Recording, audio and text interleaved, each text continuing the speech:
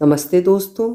आज सुनिए मेरी, आपकी और सबकी प्रिय कहानीकार मालती जोशी जी की लिखी हुई कहानी नीड़ का निर्माण फिर।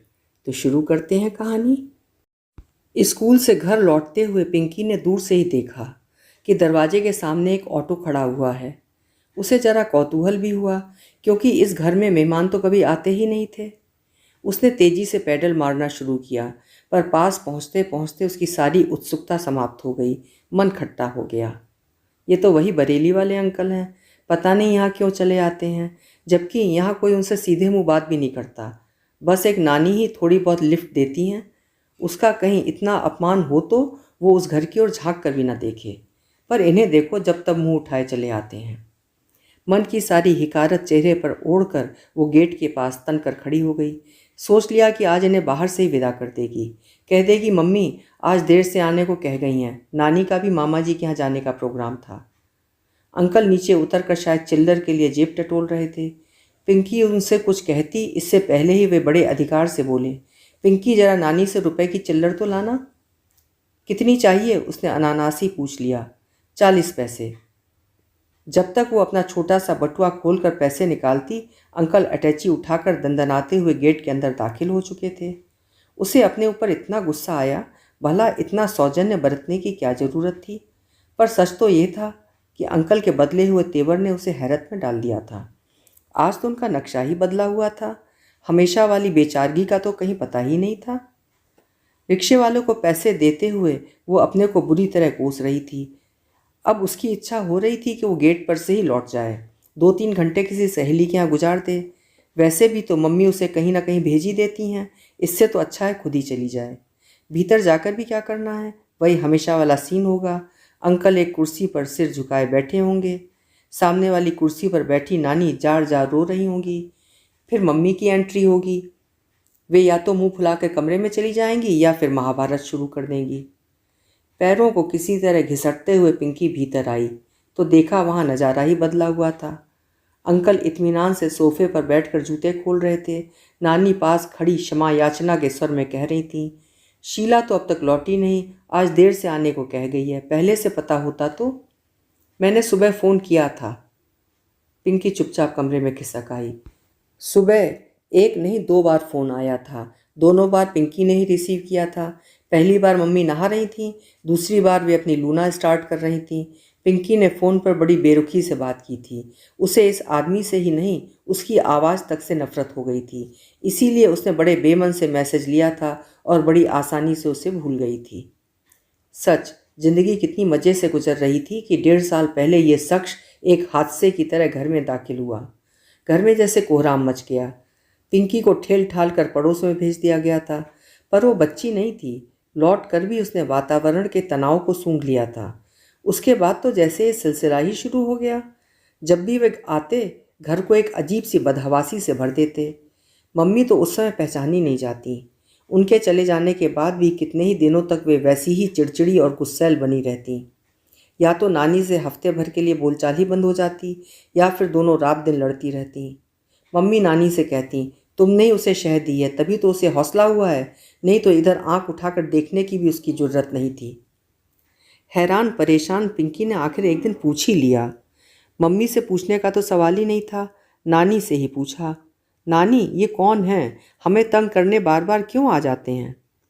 नानी थोड़ी देर तक सोचती रहीं, फिर बोली, बेटे ये तुम्हारे अंकल हैं, बरेली में रहते हैं। पर यहाँ क्यों आते हैं? इस बार भी नानी को कुछ सोचना पड़ा। फिर बोली, क्या पता, कोई ज़मीन जायदाद का मामला होगा, नहीं तो इतने चक्कर कोई क्यों काटेगा। नानी, उन्हें जो भी चाहिए दे दिलाकर रवाना करो, हमें कुछ नहीं चाहिए, बस कहो कि हमारा पीछा छोड़ दें। पिता के परिवार से पिंकी को जरा भी लगाव नहीं है, बल्कि उन लोगों से तो उसे वितृष्णा सी हो गई है। जो व्यक्ति अपने बीवी बच्चों को छोड़कर विदेश चला गया है, यही नहीं वहाँ उसने अपना नया घर भी बसा लिया है, ऐसे व्यक्ति को पिता कहते उसे शर्म आती है। और जब पिता से ही कोई सरोकार नहीं रहा तो उसकी जायदाद की औकात ही क्या है। उसे किसी की खैरात नहीं चाहिए। दाल रोटी मज़े से चल रही है, चलती रहेगी। अब उसकी समझ में आया कि इस आदमी को देखते उसे आग सी क्यों लग जाती है। पिता की जो धुंधली सी आकृति उसके स्मृति पटल पर अंकित थी, उससे इस व्यक्ति का चेहरा बहुत मिलता था। भाई जो ठहरा। एक बार उसने मम्मी से भी हिम्मत करके अपने मन की बात कह दी, मम्मी ये बरेली वाले अंकल हर महीने 2 महीने पर दरवाजे पर आकर खड़े हो जाते हैं, अच्छा नहीं लगता। इन्हें जो चाहिए दे दिलाकर छुट्टी कर दो। उसकी बात पूरी भी ना हो पाई थी कि एक करारा तमाचा उसके गाल पर पड़ा। हर बात में तुम्हारा बोलना जरूरी है? मम्मी चीखीं, ये उल्टी सीधी बातें तुम्हें कौन सिखाता है? सिसकती हुई पिंकी को अपने अंक में भरते हुए नानी ने कहा, मैं सिखाती हूँ, अब चाहो तो मुझे भी सजा दे दो। तुमसे लड़कर क्या पार पा सकती हूँ मैं? पर यह सब कहने की क्या जरूरत थी? कुछ तो कहना ही था, वो दूध पीती बच्ची तो नहीं है, उसके दिमाग में भी 100 तरह के सवाल उठते हैं। नानी ने कहा, वो तो है ही पुरखिन, रही सही कसर तुम पूरी कर रही हो। तुम दोनों ने मिलकर मेरा जीना मुश्किल कर रखा है। गेट पर लूना की आवाज़ आते ही पिंकी चौकन्नी हो गई। उसके कान बाहर ही लगे रहे, पर वो अपनी जगह से हिली नहीं। वो किताब पढ़ने का नाटक कर रही थी, पर एक अक्षर उसके दिमाग में नहीं उतर रहा था। वो प्रतिक्षण बाहर के हंगामे की प्रतीक्षा कर रही थी, पर कुछ सुनाई नहीं दिया। मम्मी शायद आज कुछ दूसरे ही मूड में हैं। अब मुंह फुलाकर भीतर आएंगी और अपने पलंग पर निढाल होकर पड़ी रहेंगी। नानी बार बार आवाज़ देंगी, पर उन्हें कोई उत्तर नहीं मिलेगा। मम्मी भीतर तो आईं, पर वे शायद एक तीसरे ही मूड में थीं। आते ही कड़क कर बोलीं, यहाँ आकर पसर गई हो, बाहर एक गिलास पानी भी नहीं दे सकती थी क्या? मैं भी तो स्कूल से थक कर आई हूँ, अब तक किसी ने चाय तक के लिए नहीं पूछा है। बड़ी लाट साहब हो गई है, अपने आप बनाकर नहीं पी सकती? अम्मा ने बहुत सर चढ़ा रखा है। पिंकी भुनभुनाते हुए उठी, पैर पटकते हुए किचन में गई और 2 गिलास पानी बाहर रखकर चली आई। जब वो लौट रही थी तो मम्मी ने फिर कड़क कर पूछा, सुबह फ़ोन आया था, बताया क्यों नहीं? याद नहीं रहा, उसने बड़ी लापरवाही से कहा और वापस कमरे में आकर पड़ रही। उसे मम्मी पर बेहद गुस्सा आ रहा था। कम से कम इस आदमी के सामने तो उसे बेइज्जत ना करती। नानी किचन में पहुंच गई थी और पकौड़े तलने की खुशबू सारे घर में फैल रही थी। उस महक से पिंकी की भूख और तेज हो गई, पर वो मन मार कर पड़ी रही। अगर दूसरों को उसकी परवाह नहीं है तो वो भी नदीदों की तरह रसोई में नहीं झांकेगी। थोड़ी देर बाद मम्मी फिर कमरे में आई।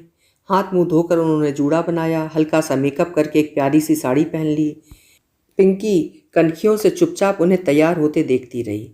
बाहर जाते हुए मम्मी ने जैसे दीवार को सुनाकर कहा, हम लोगों को लौटने में देर हो सकती है, खाने पर इंतजार मत करना। पिंकी के कान एकदम खड़े हो गए। तो क्या मम्मी अंकल के साथ बाहर जा रही हैं? नहीं तो हम लोगों का मतलब क्या है? उसे तो सोचकर ही झुरझुरी हो आई। वैसे पिछले दिनों में एक बात पिंकी ने नोट की थी, मम्मी का रुख कुछ नरम हो चला था। शायद ये नानी की सीख का असर हो। नानी को उसने अक्सर कहते सुना था, कल को पिंकी की शादी करनी है कि नहीं, तब कन्यादान कौन करेगा? और तुम्हें परेशानी क्या है? समझौते का प्रस्ताव तो उधर से आया है, तुम्हारी नाक तो नीची नहीं हो रही ना। पिंकी की शादी अभी कोसों दूर थी, पर नानी को अभी से उसकी चिंता हो गई थी। पर एक बात पिंकी ने मन में ठान ली थी, अगर पिता के पक्ष का कोई भी व्यक्ति उसकी शादी में शरीक हुआ तो वो मंडप छोड़कर भाग जाएगी। उसका बस चले तो आज ही इस बात का ऐलान कर दे। पर मम्मी के डर से चुप रह जाती है। लगता है नानी के बार बार तकाजे के आगे मम्मी ने हथियार डाल दिए हैं और अब वे समझौते की शर्तें तय करने के लिए बाहर गई हैं। घर में तो ढंग से बात हो ही नहीं सकती, ना ही तो शुरू से ही जैसे विरोधी खेमे में मिल गई हैं। उन लोगों को विदा करने के बाद नानी को उसकी याद आई। क्या बात है बिटिया, आज तुम्हें भूख नहीं लगी? पता नहीं नानी, पर इस आदमी को देखती हूँ तो मेरी भूख प्यास गायब हो जाती है, तन बदन में जैसे आग लग जाती है। नानी का चेहरा सफ़ेद पड़ गया। हकलाते हुए बोली, ऐसा नहीं कहते बिट्टो, वे तेरे पापा हैं। क्या? पिंकी को जैसे बिच्छू ने डस लिया हो। नानी, ये तुम क्या कह रही हो? क्या सचमुच मम्मी इस शख्स से शादी करने जा रही हैं? ओह नो नानी, तुमने तो उन्हें मजबूर नहीं किया ना? एक जरा से जमीन के टुकड़े की इतनी बड़ी कीमत चुकाना कोई जरूरी था? नानी कुछ देर तक टुकुर टुकुर उसे देखती रही, फिर डूबती सी आवाज़ में बोली, वे सचमुच तेरे पापा हैं पिंकी। और वो अंकल वाली बात? वो तो तेरी मम्मी के डर से मैंने ऐसे ही झूठ मूठ कह दिया था। भगवान का लाख लाख शुक्र है कि उन्होंने मुझे इतने बड़े झूठ से उबार लिया। पिंकी सिर पकड़कर बैठ गई। तो ये वही शख्स है जो उसे इतनी सी छोड़कर अमेरिका चला गया था। अब 12 साल बाद इसे बीबी और बच्चों की सुध आई है। क्यों? नानी, ये महाशय तो अमेरिका गए थे, फिर लौट कर क्यों आए? क्या गोरी मेम ने गेट आउट कर दिया? तेरे हाथ जोड़ती हूँ पिंकी, ऐसी उल्टी सीधी बातें मत कर।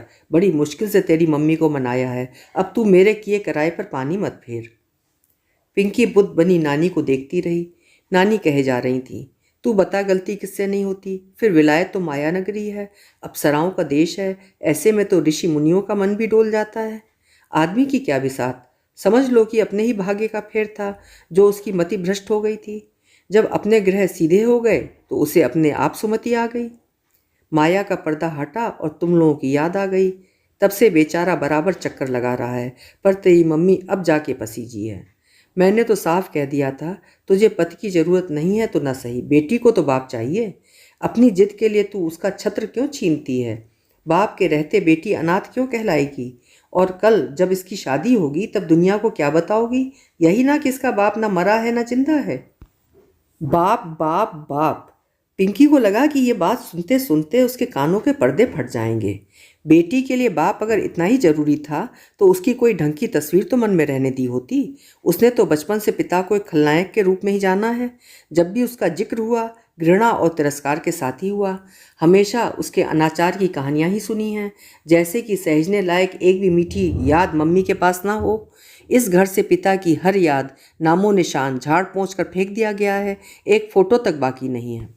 और अब इतने सालों बाद मम्मी उन बिखरे धागों को समेटने चली हैं। इस पर तुर्रा ये कि ये सब पिंकी के लिए हो रहा है। अरे बेचारी पिंकी की औकात ही क्या है? उसका इतना ही ख्याल होता तो उसके बचपन को यूं सूना न किया जाता। पिता बहुतों के नहीं होते, पर उनकी मधुर यादें होती हैं। उन यादों से मन बहल जाता है, सूनापन संवर जाता है। आज जब उसे पिता शब्द से ही वितृष्णा हो गई है तो उनका आसन फिर से झाड़ पोंछ कर चमकाया जा रहा है।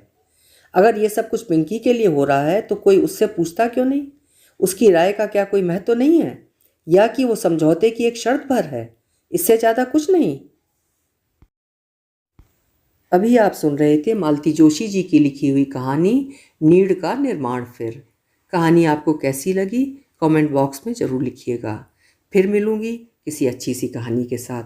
आपका समय शुभ हो, सुंदर हो, मंगलमय हो।